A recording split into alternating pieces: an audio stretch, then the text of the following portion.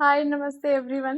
Good morning. और आज हम एक बहुत सिंपल टॉपिक के बारे में बात करेंगे जिसमें चीजें जो थोड़ा आपका काम इजी कर ले, हम उस पर बात करेंगे। अगर मैं एक छोटा सा एग्जांपल दूं जिसमें कि आपके नेटिव प्लांट्स जो है, नेटिव यानी आपके लोकल प्लांट्स जो है वही आपके एरिया में टिक पाते हैं। ये सेम रेफरेंस होता है with buildings and building materials. घर को नेचुरली ठंडा बनाना है, नेचुरली कूल डाउन करना है, या टेम्परेचर मेंटेन करना है, या एक्सेस, तो उसके लिए क्या करना है?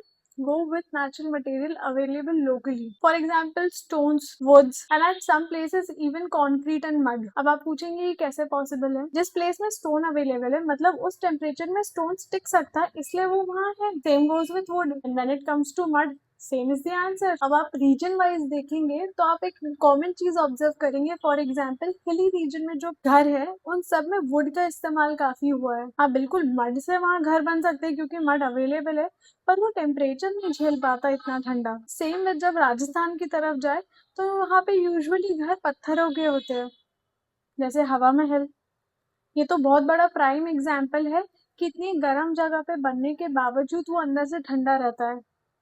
तो मटेरियल ने तो साथ दिया ही दिया, बट प्रॉपर ओपनिंग्स ने लाइट्स का ख्याल रखा, क्रॉस वेंटिलेशन का ख्याल रखा, और स्पेस इस तरीके से प्लेस की गई जिसकी एक्टिविटीज अंदर जो हो रही है वो डायरेक्शन ऑफ सन को सपोर्ट कर रही है।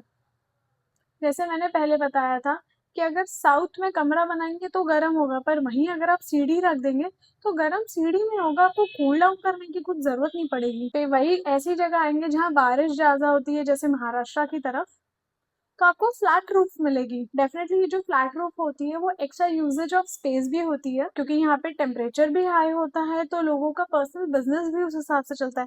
अचार का बिजनेस, पापड़ का बिजनेस। पर ये पानी को फ्लो आउट करने के लिए ज्यादा होती है। पर ये क्वेश्चन अराइज होता है, वो तो स्लोपिंग रूफ में भी हो जाएगा। लोगों को यूजुअली लगता है कि घर में स्लोपिंग रूफ है मतलब उनका एलिवेशन बहुत अच्छा है। स्लोपिंग रूफ यूजुअली बनती है लकड़ी से, पर उसमें डैम्पनेस आ जाती है, पानी स्टोर्ड रहता है उसमें।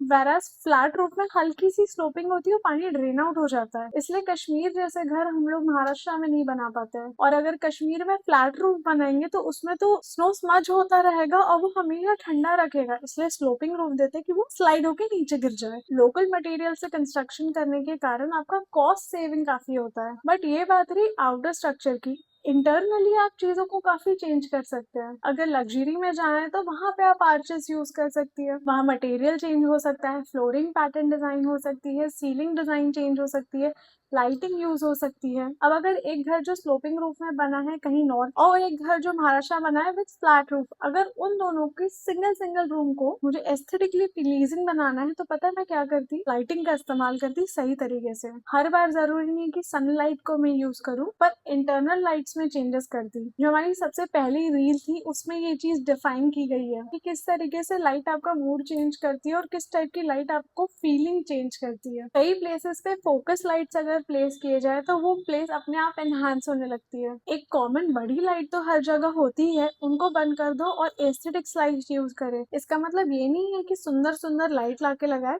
पर स्पेसेस जिनका रिक्वायरमेंट उस हिसाब से उस तरीके की लाइट्स लगाए। फॉर एग्जाम्पल, रीडिंग एरिया पे फोकस लाइट, अगर पेंटिंग हैंग हुई है तो उनके ऊपर एस्थेटिक लाइट्स आती हुई, ये आपका काम बहुत आसान कर देगा। और अगर आपके पास कोई क्वेश्चन हो तो प्लीज मुझे डीएम करें।